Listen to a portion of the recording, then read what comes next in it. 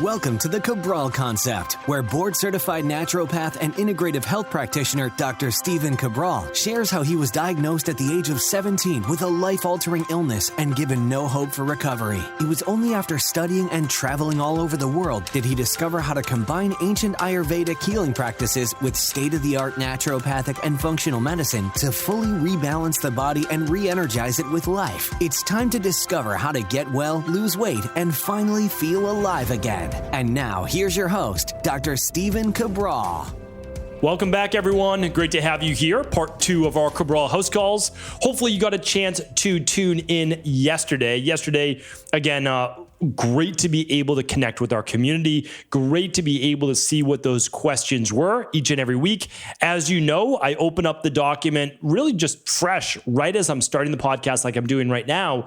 And that is because I don't want to come in with any preconceived notions of the questions I'm going to be answering, what's going to come across my desk. And that's the same exact way that I practice now for many, many years. It's that when I have an initial consultation, I actually talk to the private wellness client right in front of me, whether it's, of course, now it's virtual. We do everything virtual over video. And I say, I just want you to know that I have not read over your intake form yet. And yes, I know that you spent some time sending that and creating that, and we will go over it. However, for the first 20 minutes or so, I'm just going to ask you about you in your own words. And I want to listen to your story as if it's fresh from the beginning. And yes, I'm sure that you've told this story to other practitioners before, but I'm going to listen to this story with a fresh set of ears, a fresh set of eyes on this particular material.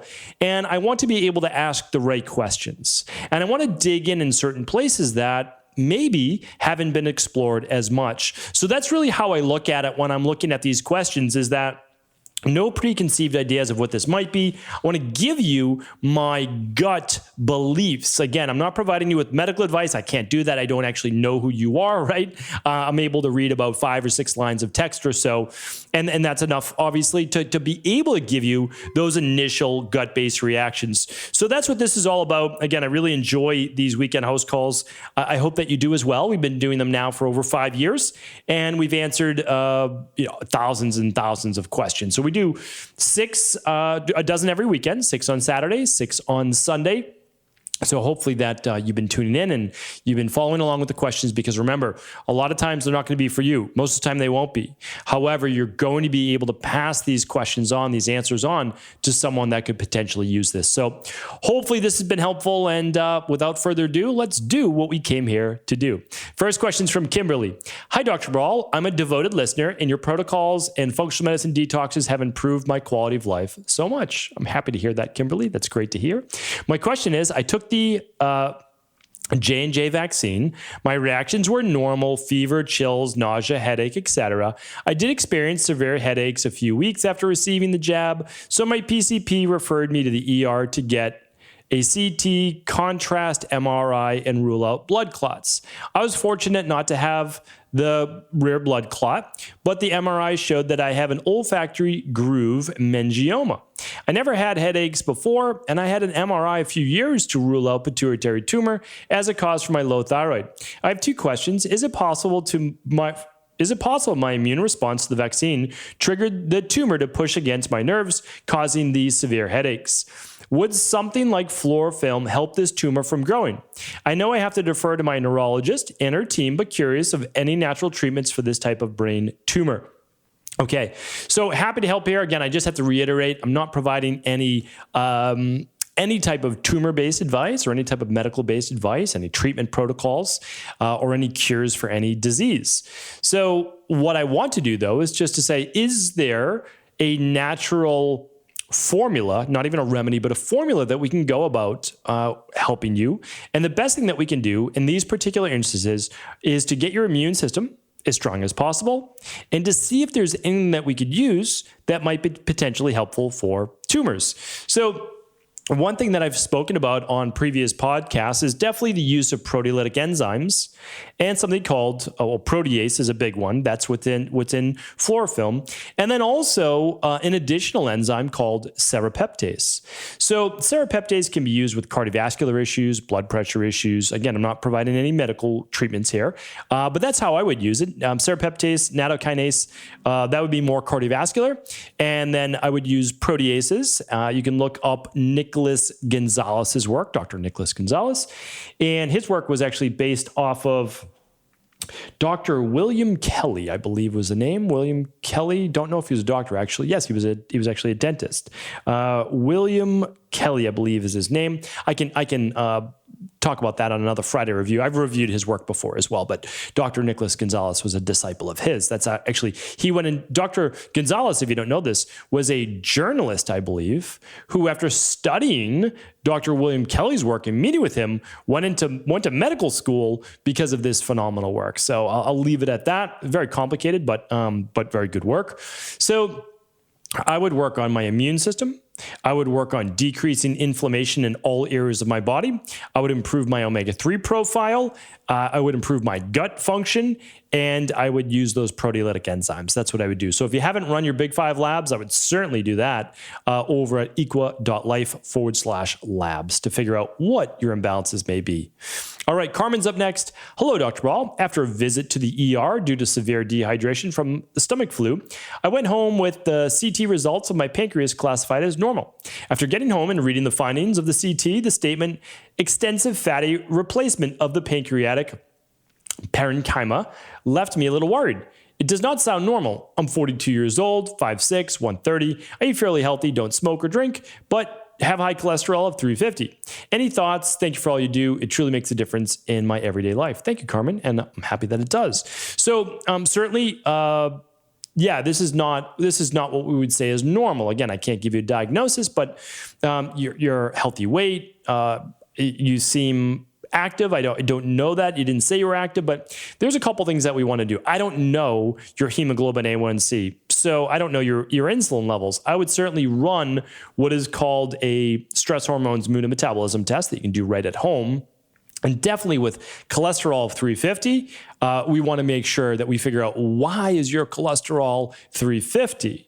And then we can begin to work on that, right? So we can work on this fatty pancreas-based issue. Do you have fatty liver? Can we work on that specifically? We know that we can, right? Because there's a lot of natural health around that as well. So this is how basically all integrative health practitioners work. Like, this is what you want to do. You come to me with this particular issue, and I say, well, we're not going to supplement our way out of anything. That's not what natural health is about. That's green medicine, right? Like, we're replacing, this blood thinner, which is natural, for this blood thinner, which is pharmaceutical. That's not how you want to practice natural health. And I know that you know that, Carmen, as well. But really, what we want to do is we want to say, well, what are the imbalances leading to this? What does your nutrition look like, right? What's your diet look like? What's your exercise look like? What's your stress reduction look like? Are you doing your quarterly functional medicine detoxes? What's your sleep and your rest look like? Because that's going to elevate blood sugar in the morning. If not, what's your supplement protocol look like? Stress, emotions, and what's that mindset look like? So like, those are the things that we want to look at and assess. So you'd assess that with an integrative health practitioner. But also, you want to run your labs. So I'd want to look at, what are your omega-6 levels like, right? That's a good omega-3 and inflammation test. What are the cortisol levels like? What's your insulin hemoglobin A1C look like? What's your thyroid look like? So, if it were me, I would run the Big 5 labs, no doubt about it. If you can't run the Big 5 labs, I would at least run the starter kit, and that's less than half the price. So that's 2 labs versus the 5. You still get a lot out of it. So that's where I would start, because, of course, there's not one thing I can give you for this specific thing, because that wouldn't be working on the root cause. All right. Joy's up next. Hello, Dr. Cabral. My question is related to the heavy metal detox supplements. It was recommended by my health coach that I do the heavy metal detox based on results of the minerals and metals test. I noticed the FloraFilm in the protocol has an ingredient from egg whites, the lysosome. When I did your food sensitivity test, it showed a sensitivity to eggs. Should I avoid the FloraFilm supplement on my egg sensitivity? On a side note, if I click on just the FloraFilm supplement Equilife, that's not included with the protocol. If I click on, it lists different ingredients, including no lysosome. That confused me. Are there 2 FloraFilm supplements? Thank you. 2 FloraFilm supplements. Thank you. Okay. Great questions. Let me answer both for you. So a food sensitivity is different than a food allergy. So the first and foremost, so we don't test for, again, like medical-based allergens. We test for things that are as important, but are not life-threatening, right? An allergen could cause anaphylaxis, which could literally cut off your airway, right? From swelling, from a histamine and cytokine-based reaction. And IgG food sensitivity causes brain fog, fatigue, joint pain, skin rashes, etc., 2 or 3 days, 1 to 3 days after you eat that particular food. So it still matters. I mean, that's why we run it. It's very, very important because it's a source of inflammation. But I will let you know this, that when you look at a soy, which so like, for example, phosphatidylserine comes from soy, right? Non-GMO soy. But you're not eating the soy. You're taking the extract. So you're literally taking out the phosphatidylserine from soy, and that's it. So you're not getting the soy protein, which is nice. The same for the lysosome. So meaning like it's cultured in an egg white, but it's not the egg white itself. So if it were, again, I can't tell you what to do, but if it were me, I would have no problem with that at all. I just want you to know that. Like that goes for any product, by the way, not just, like talking about Equal Life FloraFilm. So I want to be unbiased, of course, because to me, like whether you purchase FloraFilm or not, that's not what this is all about. You're welcome not to. Like I'm perfectly fine with that. This is about getting you the right information. Now, in terms of that lysosome, I think you're looking at an old version. So that's most likely my fault, my team's fault for not updating that label, because I do not see any lysosome left from egg white. This is a vegan-based product now, to my knowledge.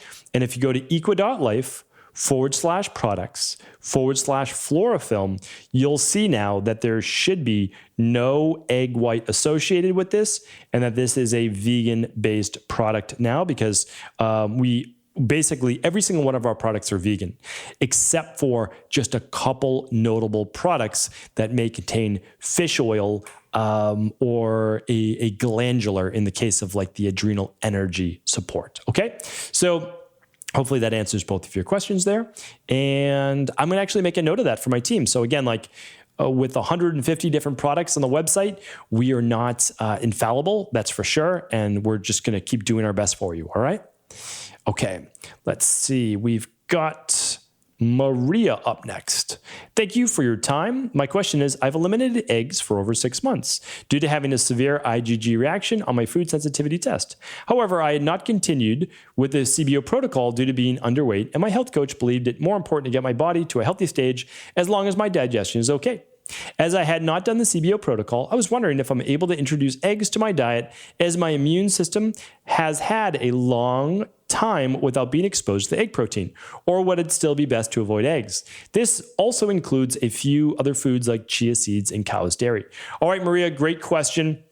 Couple things. We got a lot to unpack here. CBO protocol can be done by anyone, even if underweight. You simply add more starch into your diet, right? So you just add more of the sweet potatoes, of the yams, and then after 3 weeks on that, you can actually add in some white rice. Why white rice? Because white rice is basically just pure starch. There's nothing to really react to it. And if you're underweight, you're not really worrying about that extra starch and the blood sugar dysregulation, etc. And you're having the white rice not by itself, which is how they test the glycemic index. You're having it with some good vegetables, some protein, some healthy fat like olive oil. All right. So remember, the CBO protocol is not for weight gain or weight loss. It will certainly help with healthy levels of inflammation, which people could then, lose weight potentially because of that. But that's that. All right. So the second part is, can you introduce eggs? Well, so the IgG food sensitivity test, when you did that with whether it was your Equal Life health coach or your integrative health practitioner, it's a 6-week, 12-week, or 6-month elimination based on severity. So let's say you had the highest severity, like it was way in there in the dark orange. Okay, you're going to eliminate it for 6 months because every time you were eating it, it was causing an inflammatory reaction, which of course is not helpful. So if you've eliminated it for 6 months, the only way to know would be to retest. That's it. Before you start to introduce the foods, you want to retest. What's it look like? And if it's fine, then it's fine. And you would introduce it just once a week, eggs once a week. And then after that, if there was no issues that you noticed, being the only variable that you reintroduced, then you could have it twice a week, not back-to-back days, but twice a week. And remember, The CBO protocol, you can have eggs on it or not have eggs on it. It's totally fine. And then in terms of chia seeds and cow's dairy, I'm not an advocate of because unless it's raw cow's dairy and it's from a clean source, there's just so much that's wrong about cow's dairy. I would prefer to have sheep or goat, which is going to be much more absorbable and less inflammatory to the body. All right. So hopefully that's helpful. Nicolette is up next. Hello, Dr. Stephen. First off, thank you. I've gone through all of your thyroid podcasts and feel I have a pretty strong understanding of how to heal my Hashimoto's. I still work with an endocrinologist as I have been on Synthroid for 15 years. I'm 27. I started on it at a very young age. I'm on an extremely high dose and have been really working to heal myself with multiple of your tests and protocols like the heavy metals and the CBO. I stick to a very clean diet, work out regularly, and have really reduced my stress levels. I told my endocrinologist that since my numbers, T4, T3, and TPO, reverse T3, are looking good, I would really like to start decreasing my dosage. He said, since I'm not feeling my best, weight gain, always puffy, wakey, groggy, handsy feet, and my body needed a change, so we lowered the Synthroid, but added Leothyrene. He said, if I do well on this and continue to work, I can move off of them. 2 questions being on this 2 medications, I suppose, to have calcium and iron until 4 hours after. That really affects my morning smoothie with your supplements since many of them contain those. What are your thoughts on those 2 medications being used together and when I should consume my morning smoothie? Thank you. Okay. So first things first, I can't give you medical advice on the medication. Right? That's outside of my scope of practice. I'm not legally allowed to do that. So I'm not going to do that. But what I can say is this. If you're taking the medications, you need to follow them as prescribed. And that's 100%. Like that's what I would do. That's what I recommend to my family in my private practice. And of course to you. I just want everyone to know, I don't give you a different answer than I would do, right? I don't give you a different answer than my family or my private practice. Everyone gets the same answer. And that's how I sleep easy at night, right? I try to do the right thing, right? Not perfect for sure, but I try to do the right thing. So there's a couple things you can do. You have to keep in mind that all food, well, not all food, but there are foods that are high in calcium. Are you not supposed to have those foods? Like that's the real question. What if you took your thyroid medication at 6 a.m. and had your smoothie at 9 a.m., 3 hours later? Would that be okay? Does it have to be 4 hours? I mean, these are things to ask your doctor. And if not, okay, well, then you would simply do a longer intermittent fast. And I don't know if that's really best for your body. It's probably not with low thyroid. That would be my opinion. So I would do whatever breakfast you want to do. And you could do your smoothie for lunch if you wanted. That might be easy. You just kind of switch breakfast to, switch your lunch, your whole food meal to breakfast in the morning. Do your smoothie for lunch, drink it over the course of an hour.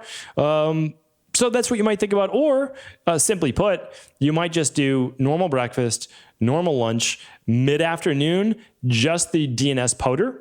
And then that's not going to be a lot of calories. And it's just going to be basically protein and all your nutrition.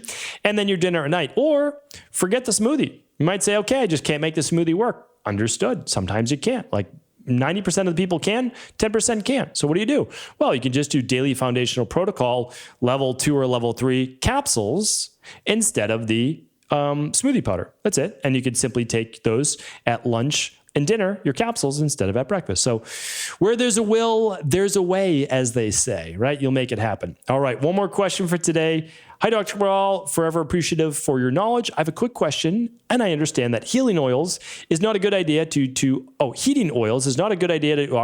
oxidation. However, I just read in the book I'm currently reading that each time oil is reheated, it breaks down and its chemical structure becomes more destabilized. I am unsure if that just includes oils used for deep frying or also oils such as avocado oil when reheating leftovers. Thank you. Okay, this is a great question. So it includes everything. Every time an oil is heated, it becomes destabilized. The longer an oil is left open, like the jar is left open to the air, the more it becomes oxidized. So your oils are oxidized by the air. That's why it says be tight closed, small bottle. Don't buy those huge, cost savings bottles.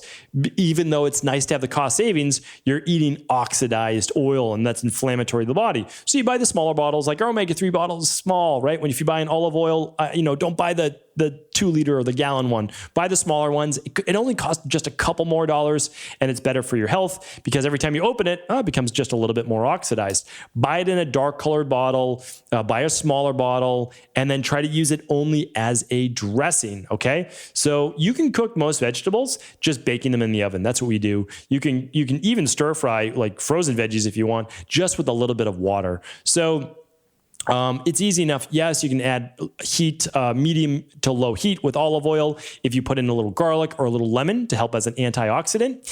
And if you're worried about the oils oxidizing for leftovers, try to squeeze some lemon on that if you don't mind, and the lemon will actually help it from oxidizing to a greater degree. But yes, the more heating, and that includes double heating, is always going to oxidize oils to a greater degree. So it's a great question. These are all great questions today. Truly appreciate all of you for all of your support, your listens, your downloads, your reviews on iTunes or on any player, your likes, your subscribes, all of them, all the above. But of course, if this information was helpful, please do feel free to share this message with anyone you believe it could serve. And I'll be back tomorrow on our Motivation and Mindset Monday. You don't want to miss it. Take care. Thanks so much for tuning into today's show. And before you go, I want to make sure that you know that EquaLife is back. We are back offering our full spectrum, organic, and USA grown hemp oil, or CBD oil as it's known, over at equilibriumcbd.com. That is our sister site, and that is because we are not able to offer CBD oil over on equa.life. The powers that be have finally allowed us to offer CBD oil again. Many of you who have been with us for a while know that we offered literally the highest quality, most efficacious product in the market just about 2 years ago, before we were shut down from offering CBD oil. Well, we've tried really hard, we worked really hard, and finally we are back. So it is over at equilibriumcbd.com, but since it's been a while and many of you still haven't experienced really the power of using cannabinoids for healthy inflammatory-based responses, as well as calming the mind and body, that I wanted to make sure that you got a free bottle. So all qualifying orders right now over at equa.life, over $129, are going to get a free bottle shipped to them. This is our all organic, full spectrum, 250 milligram CBD bottle that you can use on a daily basis if you'd like, or whenever you need it. And again, this will ship completely free to you on all orders over $129 inside of the US. Unfortunately, we cannot ship this internationally. That's not our rule. That is the international rules, that we're not able to ship CBD oil around the world. So right now, again, all qualifying orders, you won't actually see it say CBD because we can't list that on EquaLife. It will say calming oil. That is how you know you will be getting your free bottle while supplies last. So while supplies last, all orders over $129 over at equa.life, get your free bottle of CBD. I'm telling you right now, you will not be disappointed. This has all the clinical effects that is talked about inside of CBD-based research, and I know that it's going to work for you. Head on over to equa.life while supplies last.